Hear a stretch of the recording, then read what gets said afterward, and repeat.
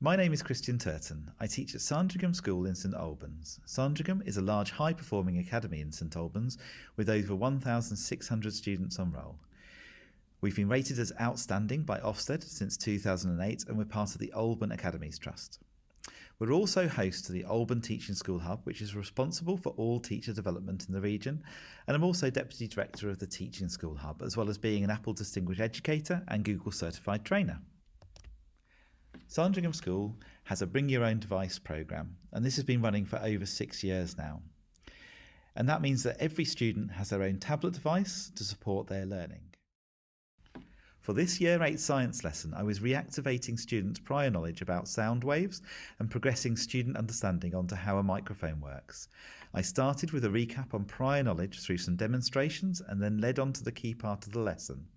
One of the problems with explaining a concept such as sound and the inner workings of a microphone is that firstly, you can't see sound, and secondly, you can't see a microphone working.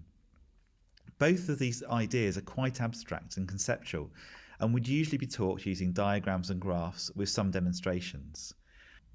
I wanted to look for an opportunity to bring this concept to life with technology, and I knew about the availability of augmented reality apps, so I explored the options and found that there was an animation in the free app Jigspace. Jigspace is an augmented reality app that allows users to explore 3D animations and place them in the room in front of them. In this case, the animation showed the key points of how a microphone works. It was one of the pre-made animations, but if you don't find the topic that you need in the pre-made animations, you can log in and create your own from the many 3D models or even import your own models.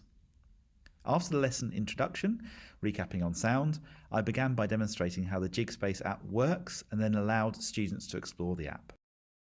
To structure the lesson and keep the focus on the learning goals, I created a worksheet for students to complete with the key learning points that I wanted them to gain from exploring this model in Jigspace.